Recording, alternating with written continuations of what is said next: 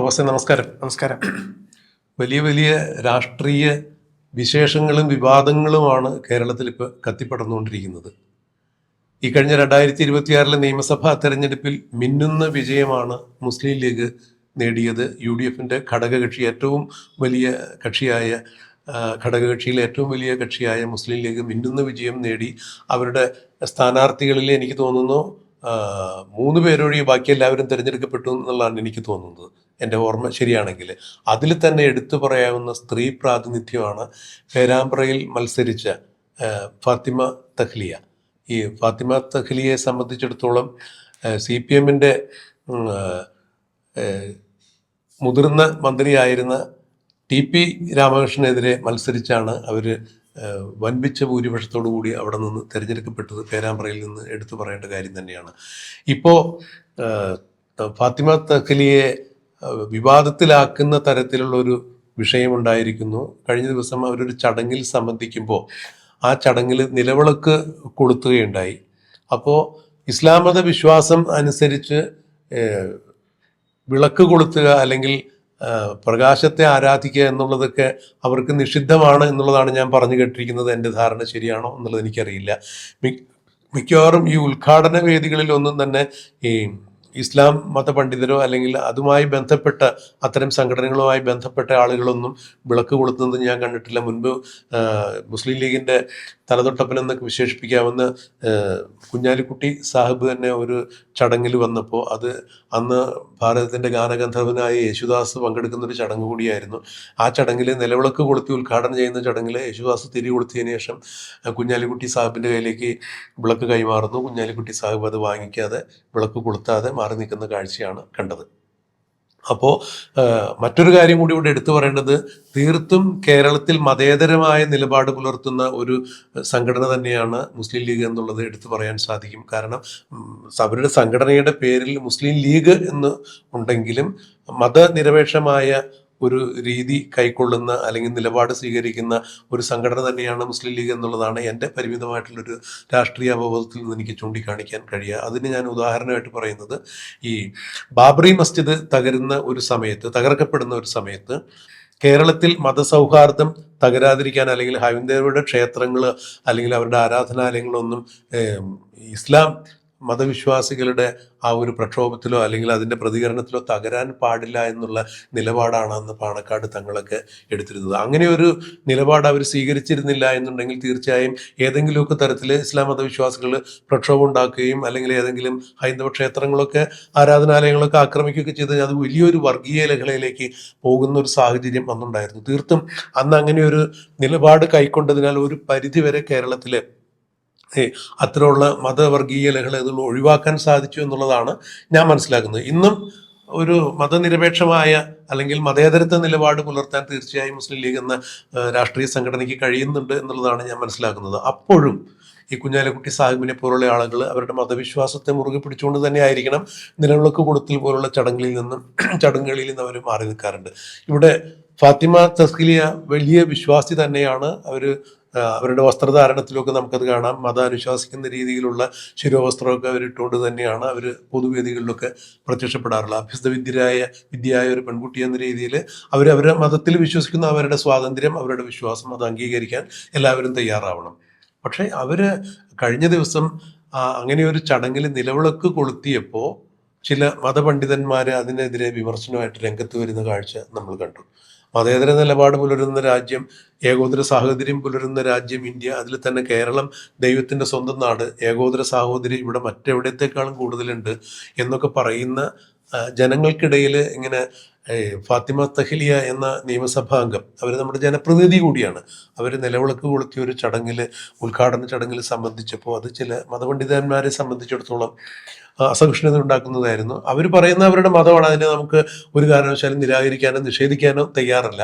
പക്ഷെ ഞാൻ മനസ്സിലാക്കിയെടുത്തോളം മതപണ്ഡിതന്മാരുടെ ഭാഗത്തു നിന്നുണ്ടായത് മതപരമായ ചടങ്ങുകൾക്ക് ഒരു കാരണവശാലും നിലവിളക്ക് കൊളുത്തിയുള്ള ഒരു പരിപാടികളിൽ അല്ലെങ്കിൽ അത്തരം ചില നിലപാടുകൾക്ക് ഞങ്ങൾക്ക് അംഗീകരിക്കാൻ പറ്റില്ല, അത് ഇസ്ലാം നിഷിദ്ധമാണ്. മതപരമല്ലാത്ത ചടങ്ങുകളിൽ സംബന്ധിക്കുമ്പോൾ അത് ഓരോരുത്തരുടെ വ്യക്തിപരമായ സ്വാതന്ത്ര്യം എന്നാണ് മുജാഹിദിൻ്റെ ഭാഗത്തു നിന്നാണ് അങ്ങനെ ഒരു തീരുമാനം വന്നതെന്നുള്ളതാണ് ഞാൻ മനസ്സിലാക്കുന്നത്. എന്താണ് ഒരു മാധ്യമപ്രവർത്തകൻ എന്ന രീതിയിൽ, അല്ലെങ്കിൽ ധാരാളം ഈ ഇസ്ലാം മത വിശ്വാസികളുമായി ബന്ധമുള്ള ഒരുപാട് സൗഹൃദ വലയമുള്ള ഫവാസ് ഇതിനെ എങ്ങനെയാണ് നോക്കിക്കാണുന്നത്? ഇതിലൊന്നാമത്തെ കാര്യം, ഞാൻ 2013 14 അന്നാണ് ആദ്യമായിട്ട് വിവാദം ഞാൻ കേൾക്കുന്നത്. അബ്ദുറബ്ബായിരുന്നു അന്ന് വിദ്യാഭ്യാസ മന്ത്രി. അബ്ദുറബിന്റെ കാലത്ത് ഈ പറഞ്ഞ പോലെ ഒരു പ്രോഗ്രാമിൽ, വിദ്യാഭ്യാസ വകുപ്പുമായി ബന്ധപ്പെട്ട ഒരു പ്രോഗ്രാമിൽ നിലവിളക്ക് കത്തിച്ചുമായി ബന്ധപ്പെട്ടാണ് ഞാനന്ന് 9 10 ഞാൻ പഠിക്കുന്നത്. അന്നാണ് ഞാൻ ആദ്യമായിട്ട് ഈ സാധനം കേൾക്കുന്നത്. ഈ നിലവിളക്ക് വിഷയം വലിയ തരത്തിൽ വിവാദമാവുന്നു. അത്ര ചെറിയ കുട്ടിയാകുമ്പോഴാണ് ഞാൻ ആദ്യമായിട്ട് ഈ സാധനം കേൾക്കുന്നത്.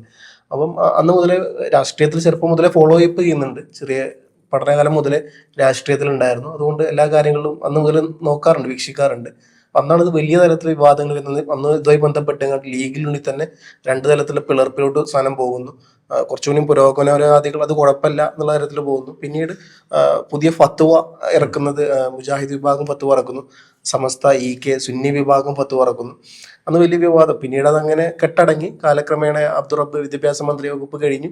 പിന്നീട് 10 വർഷം പിണറായി വിജയനായിരുന്നു. അതിനുശേഷം ഇപ്പൊ വീണ്ടും ഫാത്തിമ തെഹ്ലിയുടെ കാര്യം വരുമ്പോൾ വീണ്ടും ഈ സാധനം കുത്തി പൊങ്ങുന്നുണ്ട്. അപ്പം ഇതിൽ ഒന്നാമത്തെ കാര്യം എന്ന് പറഞ്ഞു കഴിഞ്ഞാൽ, ഈ മുസ്ലിംസിൽ തന്നെ 2-3 വിഭാഗം നമുക്ക് പറയാൻ പറ്റും. സമസ്ത, അതായത് സുന്നി വിഭാഗം, പിന്നെ ഒരു മുജാഹിദ് വിഭാഗം, ജമാഅത്തെ.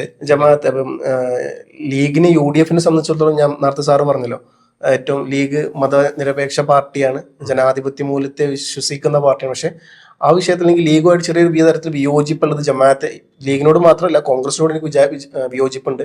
ജമാഅത്തെ ഇസ്ലാമിയെ പോലുള്ള ഒരു തീവ്രവാദ സംഘടനകളുമായി ബന്ധപ്പെട്ട് ഈ UDF ഇക്കാലത്ത് ഈ 2026 നിയമസഭ ഇലക്ഷനിൽ കൈകോർത്തു എന്നുള്ളൊരു സംഭവം, ആ വിഷയത്തോട്. കാരണം ഞാൻ എപ്പോഴും വിചാരിക്കുന്ന, ഞാൻ പറഞ്ഞത് ലീഗിന്റെ മതേതര നിലപാടുകളെ കുറിച്ചാണ് ഞാൻ പറഞ്ഞത്. അത് അക്കാര്യത്തിൽ എന്താ പറയുക അംഗീകരിക്കുന്നു. ഇപ്പം നമുക്കറിയാം ബാബരി മസ്ജിദിന്റെ വിഷയത്തിലെല്ലാം ലീഗ് എടുത്ത നിലപാട് ഓക്കെയാണ്. പക്ഷെ അതേ ലീഗ് പിൽക്കാലത്ത് ലീഗിന്റെ വ്യതിചലനം എങ്ങോട്ടാണ് എന്നുള്ളത് നമ്മൾ ഇതിനോടൊപ്പം പറയാതിരിക്കാൻ പറ്റില്ല. അപ്പൊ കാര്യം എന്തുതന്നെ ആയിക്കോട്ടെ. അപ്പം ഇതിലോട്ട് വരുമ്പം ഈ പറഞ്ഞ പോലെ ഈ സമസ്ത EK വിഭാഗത്തിന്റെ പിന്നെ പ്രസ്താവനയാണ് വന്നിട്ടുള്ളത്. പിന്നെ നിലവിളക്ക് കത്തിക്കാം, അതിന് കുഴപ്പമില്ല. കാരണം നമ്മൾ യാറങ്ങളിലൊക്കെ മുസ്ലിം വിഭാഗത്തിന്റെ യാറം എന്ന് പറഞ്ഞു കഴിഞ്ഞാൽ വലിയ പ്രമുഖരായ ആരെങ്കിലും മരിച്ചിട്ടുണ്ടെങ്കിൽ അവരുടെ ഒരു ഇതുണ്ടാവും, ശവകുടീരം സംസ്കരിച്ചൊരു സ്ഥലം ഉണ്ടാവും. അവിടെ യാറങ്ങൾ ഉണ്ടാവും, ഓരോ വിളക്കുകൾ ഉണ്ടാവും. ആ വിളക്കിൽ ഇപ്പൊ മമ്പുറം എന്ന് പറഞ്ഞ സ്ഥലമൊക്കെ ഉണ്ട്. മമ്പുറത്തൊക്കെ പോയി കഴിഞ്ഞാൽ നമുക്ക് അവിടെ വിളക്ക് കത്തിച്ച എണ്ണയൊക്കെ അവർ കയ്യിൽ ഒഴിച്ചു കൊടുക്കും. ചില ആൾക്കാർ കുടിക്കാറൊക്കെ ഉണ്ട്. അല്ല ഫവാസ്, ഞാൻ ഒന്ന് ഇടപെടുകയാണെന്ന് വിചാരിക്കരുത്. ഇന്ത്യയിലെ ആദ്യത്തെ മുസ്ലിം പള്ളി എന്ന് പറയപ്പെടുന്നത് കൊടുങ്ങല്ലൂരിലെ ചേരമാൻ പള്ളിയാണ്. അപ്പൊ ആ ചേരമാൻ പള്ളിയിൽ നിലവിളക്ക് കത്തിക്കുന്നുണ്ട്. അപ്പൊ അങ്ങനെ വരുമ്പോ ഇസ്ലാം മത വിശ്വാസമായിട്ട് അതിന് ബന്ധമില്ല എന്ന് പറയുമ്പോൾ, നേരത്തെ ഫവാസ് സൂചിപ്പിച്ചതുപോലെ ചില വിഭാഗത്തിനാണ് അത് പറ്റാത്തത് എന്നുള്ളതാണ്, അല്ലെങ്കിൽ അവരാണത് അംഗീകരിക്കാത്തത് എന്ന് വേണ്ടേ മനസ്സിലാക്കാൻ? ഇതെല്ലാം ഹിസ്റ്റോറിക്കൽ കോണ്ടെക്സ്റ്റ് ആണ്. സൗദിയിലുള്ള ഇസ്ലാം മതമല്ല കേരളത്തിലുള്ളത്. കാരണം ഇവിടുത്തെ ആർക്കിടെക്ചറൊക്കെ ആ ചേരമാൻ ജുമാ മസ്ജിദൊക്കെ പോയി കണ്ടവർക്കറിയാം. അല്ലെങ്കിൽ കണ്ണൂർ ഭാഗത്തൊക്കെ ഇപ്പോഴും പല പഴയ പള്ളികളുണ്ട്. ആ സ്ട്രക്ചർ കണ്ട ശരിക്ക് അമ്പലങ്ങളുടെ എങ്ങനെയാണോ അതേ മാതൃകയിലാണ്. കാരണം അന്ന് ഇവിടുത്തെ വാസ്തു പണിക്കാരെല്ലാം അത്തരത്തിലുള്ള ആൾക്കാരാണ്. അപ്പം അവര് ഉണ്ടാക്കി കൊടുക്കുന്നതാണിത്. അവര് വരുമ്പോൾ മുഹമ്മദിന്റെ കാലത്ത് തന്നെ ഇവിടെ മുഹമ്മദ് ജീവിച്ചിരിക്കുന്ന കാലത്ത് തന്നെ ഇങ്ങോട്ട് വരുന്നുണ്ട് ഇസ്ലാം മതം. അപ്പം അന്ന് മുതൽ ഇവിടുത്തെ ആർക്കിടെക്ചർ അങ്ങനെയാണ്. അപ്പം അതിന്റെ ഭാഗമായിട്ടാണ് ആർക്കിടെക്ചർ അങ്ങനെ. അന്ന് ഇവിടെ ഉള്ള ഒരു സമ്പ്രദായമാണ് ഈ വിളക്ക് കത്തിക്കലേക്ക്. അതിന്റെ ഭാഗമായിട്ട് പിൽക്കാലത്ത് തുടർന്ന് പോകുന്നു എന്നുള്ളത് സത്യമാണ്. കാരണം അന്ന് കറന്റും കാര്യങ്ങളൊന്നുമില്ല. അപ്പോൾ പിൽക്കാലത്ത് അത് നീണ്ടു പോരുന്നു. അപ്പം പ്രത്യേകിച്ച് നമ്മൾ നോക്കിക്കഴിഞ്ഞാൽ സുന്നി വിഭാഗത്തിൻ്റെതായിരിക്കും അങ്ങനത്തെ പള്ളികളൊക്കെ ഉണ്ടാവുക. ഈ ഒരു കാരണവശാലും വിളക്ക് കത്തിക്കാത്ത മറ്റൊരു വിഭാഗമാണ് ഈ മുജാഹിദ് വിഭാഗം. അപ്പം എനിക്കൊണ്ട് അബ്ദുറബ്ബ് മുജാഹിദ് വിഭാഗത്തിൽപ്പെട്ട ഒരു വിഭാഗമാണ്. അപ്പം അന്ന് അതിന്റെ പേരിലാണ് വലിയ തരത്തിലുള്ള പ്രശ്നങ്ങൾ ഉണ്ടായത്. ഈ സുന്നികളിൽ ഇവർ അത്ര തന്നെ കുറച്ചും കൂടി എന്താ പറയുക ലിബറലാണ് എന്ന വിശ്വാസ മൂല്യങ്ങൾ അല്ല, മതത്തിൽ തീവ്രപക്ഷ നിലപാട് പുലർത്തുന്ന വിഭാഗം തന്നെയാണല്ലോ ഇപ്പോ സുന്നി വിഭാഗം എന്ന് പറയുന്നത്. അല്ല, ഞാൻ അങ്ങനെ വിശ്വസിക്കുന്നില്ല. കാരണം ഇവർ കുറച്ചുകൂടി എനിക്ക് അതിനെ കുറിച്ച് കൃത്യമായി പറയാൻ എനിക്കറിയാം. അതിന് സംശയമാണ് ചോദിച്ചത്. കാരണം നമ്മൾ ഈ മുജാഹിദ് വിഭാഗത്തിനെതിരെയുള്ള ഏറ്റവും വലിയ ആക്ഷേപം എന്നൊക്കെ പറഞ്ഞു കഴിഞ്ഞാൽ, ഖുറാനിൽ തന്നെ അവർ പറയുന്നുണ്ട് ദൈവമില്ലാത്ത ഒരാളോട് നമ്മൾ സഹായം ചോദിക്കാൻ പാടില്ല എന്നുള്ളത്. അപ്പൊ അതുമായി ബന്ധപ്പെട്ട് മുജാഹിദ് വിഭാഗത്തെ ഒരു നേതാവ് പറഞ്ഞതാണ്, പ്രസവത്തിന് സ്ത്രീകൾ ഡോക്ടർമാരെ സഹായം ചോദിക്കുന്നു. അപ്പം അങ്ങനെ നോക്കുമ്പോൾ നമ്മൾ മുസ്ലിങ്ങൾ എന്ത് ചെയ്യുന്നുണ്ട്, സഹായം ചോദിക്കുന്നിടത്ത് ഇസ്ലാമിനെതിരാണ്. അതുകൊണ്ട് പ്രസവത്തിന് നമ്മൾ സ്ത്രീകൾ ഡോക്ടർമാരെ സഹായം എന്താ പറയുക തേടാൻ പാടില്ല ഇത്തരത്തിൽ വിചാരിക്കുന്ന ഒരു വിഭാഗമാണ്. എല്ലാ മുജാഹിദ് വിഭാഗത്തെയും പറയുന്നില്ല, മുജാഹിദ് തന്നെ പല വിഭാഗമുണ്ട്. അതിലത്തെ ഒരു വിഭാഗമാണ് ഇത്തരത്തിലുള്ള. അപ്പൊ അദ്ദേഹം പറഞ്ഞു മുജാഹിദ് വിഭാഗം കുറച്ചുകൂടി ഓർത്തഡോക്സ് മെന്റാലിറ്റിക്കാരാണ്. നേരെ മറിച്ച് സുന്നി വിഭാഗത്തോട്ട് വരുമ്പോൾ കുറച്ചുകൂടി ലിബറലാണ് അവർ. കുറച്ചുകൂടി പഠനത്തിനും രണ്ട് വിഭാഗം പഠനത്തിന് പ്രോത്സാഹിപ്പിക്കുന്നില്ല എന്നല്ല, പക്ഷെ സുന്നികളിലോട്ട് വരുമ്പോൾ അത്ര തന്നെ ഒരു സാധനമില്ല. പക്ഷെ ഇവരും ഈ പറഞ്ഞ പോലെ സ്ട്രിക്റ്റ് ആയ നിലപാട് എടുക്കുന്നവരാണ്. അപ്പം ഇന്നിപ്പോ ഏറ്റവും കൂടുതലായിട്ട് ഇവർ പറഞ്ഞ കാര്യം എന്ന് പറഞ്ഞു കഴിഞ്ഞാൽ നമുക്ക് നിലവിളക്ക് കത്തിക്കാം, പക്ഷെ അതിന്റെ ഒരു ബാക്ക്ഗ്രൗണ്ട് ഉണ്ടല്ലോ, അപ്പം പശ്ചാത്തലം അവിടെ ഈ പറഞ്ഞ പോലെ ദേവീദേവന്മാരുടെ ഫോട്ടോയോ അല്ലെങ്കിൽ അതുമായി ബന്ധപ്പെട്ട എന്തെങ്കിലും ചടങ്ങിലാണ് കത്തിക്കുന്നതെന്നുണ്ടെങ്കിൽ അത് പാടില്ല എന്നുള്ള തരത്തിലാണ്. നേരെ മറിച്ച് ഇതിപ്പോ ഒരു വിദ്യാഭ്യാസപരമായ കാര്യങ്ങളിൽ ഒരു കട ഉദ്ഘാടനോ എന്തോ ആയിക്കോട്ടെ അതിന് കുഴപ്പമില്ല, കത്തിക്കാം. നിലവിളക്ക് മാത്രം കൊളുത്താണ്, അവിടെ മറ്റ് രൂപങ്ങളോ അല്ലെങ്കിൽ ചിത്രങ്ങളോ ഒന്നും ഇല്ലാന്നുണ്ടെങ്കിൽ കുഴപ്പമില്ല. അങ്ങനെയാണ് മതപരമായ ഒരു സാധനം ടച്ച് അതിന് ഉണ്ടാവാൻ പാടില്ല എന്ന് മാത്രമേ ഉള്ളൂ, അല്ലെങ്കിൽ അതിന് കത്തിക്കാം, യാതൊരുവിധ കുഴപ്പമില്ല എന്നാണ് ഇന്ന് ഒരു ഫത്ത് പറക്കിയത്. എന്നാലും എനിക്ക് തോന്നുന്നില്ല ഇതിൽ അടുത്ത വിവാദമായിട്ട് മുജാഹിദ് വിഭാഗം വരാൻ ചാൻസ് ഉണ്ട്. കാരണം അവർ ഈ ഐഡിയോളജിക്ക് എതിരായിട്ട് നിൽക്കുന്നവരാണ്. അവര് ഒരു കാരണവശാലും കത്തിക്കാൻ പാടില്ല എന്നുള്ള, കാരണം അന്ന് അബ്ദുറബ്ബ് കത്തിച്ചപ്പോൾ അബ്ദുറബ്ബിനെതിരെ മുമ്പോട്ട് വന്ന ഏറ്റവും വലിയ സംഘടന മുജാഹിദ് വിഭാഗം KNM, കേരള നേതൃത്വത്തിന് മുജാഹിദാണെന്ന് തോന്നുന്നു അന്ന് രംഗത്ത് വന്നത്. ഞാൻ ചെറിയ കൂടി എനിക്ക് അത്ര ഓർമ്മയില്ല, ഈ പറഞ്ഞ പോലെ ഞാൻ 10-ലോ 9-ലോ പഠിക്കുമ്പോഴാണ് ഈ വിഷയം ഉണ്ടാവുന്നത്. അപ്പം ഇങ്ങനെയാണ് ആ നിലപാടുള്ളത്. എന്തായാലും അത് വലിയ സങ്കീർണമായ വിഷയങ്ങളാണ്. ഇപ്പൊ നമ്മൾ ഇങ്ങനെ പറയുമ്പോൾ ഒരു മതനിരാസ അല്ലെങ്കിൽ മതനിഷേധമൊക്കെ ഒക്കെ ആവും. കാരണം പ്രപഞ്ചത്തിലെ ഏറ്റവും വലിയ ഊർജ്ജ സ്രോതസ് എന്ന് പറയുന്നത് സൂര്യനാണ് എന്നുള്ളതാണ് ശാസ്ത്രം പറയുന്നത്. അപ്പൊ അങ്ങനെയാണെന്നുണ്ടെങ്കിൽ ഈ സൂര്യനിൽ നിന്നുള്ള ഊർജ്ജം തന്നെയാണ് അഗ്നിയായിട്ടും എല്ലാം സൂക്ഷിക്കുന്നത്. മറ്റൊരു മതം, ഹൈന്ദവ മതം ഉൾപ്പെടെയുള്ള ആ വിശ്വാസ പ്രമാണങ്ങൾ ഈ അഗ്നിയെ ആരാധിക്കുന്ന ആളുകൾ തന്നെയുണ്ട്. അപ്പൊ ഇവിടെ ഈ ഇസ്ലാം മത വിശ്വാസികൾ പറയും അവരത് നിലവിളക്ക് കൊളുത്താൻ പാടില്ല എന്ന് പറയുന്നത് അവരുടെ വിശ്വാസമായിട്ട് മാത്രമേ നമ്മൾ അതിനെ കാണുന്നുള്ളൂ. അത് ശാസ്ത്രമായിട്ട് ബന്ധപ്പെടുത്തി അവരുടെ വിശ്വാസത്തെ നമ്മൾ നിരാകരിക്കാനോ നിഷേധിക്കാനോ നമ്മൾ പോകുന്നില്ല. ഇങ്ങനെ ഒരു സംഭവം ഉണ്ടായതിനെ കുറിച്ച് നമ്മൾ സംസാരിച്ചു എന്ന് തന്നെയാണ്. അതിന്റെ ന്യായാന്യായങ്ങൾ ചൂണ്ടിക്കാണിക്കേണ്ടത് അവർ ചൂണ്ടിക്കാണിക്കട്ടെ. മതപരമായ അറിയോ ഇവര് മാത്രമല്ല ഈ വിഷയത്തിൽ രാഷ്ട്രീയ രംഗത്ത് മാത്രമല്ല മതപരമായ കാരണം ഈ സുന്നി മുജാഹിദ് വിഭാഗം സംവാദം നടക്കുമ്പോൾ അവർ പ്രധാനപ്പെട്ട എടുക്കുന്ന കാര്യം ഈ പറഞ്ഞ പോലെ മുസ്ലിം മമ്പുറം പോലത്തെ പല സ്ഥലങ്ങളിലും അവർ വിളക്ക് കത്തിക്കാറുണ്ട്. അപ്പം അത് ഷിർക്കാണ്, മതത്തിനെതിരാണ് എന്നുള്ള തരത്തിൽ മുജാഹിദ് വിഭാഗം പറയാറുണ്ട്.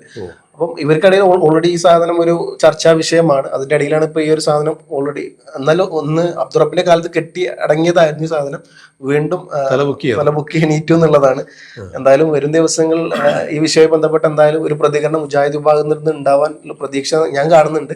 എന്തായാലും നമ്മള് ഓരോ മതസ്ഥരുടെയും മതവിശ്വാസങ്ങൾ സംരക്ഷിക്കപ്പെടണം. അവിടെ മറ്റൊരു അന്യമതസ്ഥന്റെ അല്ലെങ്കിൽ അതേ മതത്തിൽ തന്നെയുള്ള ആളുകൾ അതിനെ നിഷേധിക്കാനോ നിരാകരിക്കാനോ പോകുന്നത് അത് മതസ്വാതന്ത്ര്യത്തിലേക്കുള്ള കടന്നുകയറ്റം തന്നെയാണെന്ന് നമ്മൾ വിശ്വസിക്കുന്നു. ഓരോ മതത്തിനും അതിൻ്റെതായ വിശ്വാസ പ്രമാണങ്ങളുണ്ട്. അത് മുറുകെ പിടിച്ച് ആ മതവിശ്വാസികൾക്ക് മുന്നോട്ട് പോകാനുള്ള ഒരു സ്വാതന്ത്ര്യം അല്ലെങ്കിൽ ഭരണഘടന അത് ഇവിടെ വിഭാവനം ചെയ്യുന്നുണ്ട്. മറിച്ച് അനാചാരങ്ങളെയും അസമത്വങ്ങളെയും ചോദ്യം ചെയ്യുന്ന പുരോഗമനപരമായിട്ടുള്ള ചിന്താഗതികൾ മതത്തിനകത്തുനിന്ന് തന്നെ വളർന്നു വരുമ്പോൾ അത് വേണ്ട എന്ന് പറയാനും പുരോഗമനപരമായ സമൂഹത്തിന് സാധിക്കില്ല. ഇതിന്റെ ശരി തെറ്റുകൾ അവർ തീരുമാനിക്കട്ടെ എന്ന് മാത്രമേ നമുക്കിതിൽ പറയാൻ സാധിക്കൂ.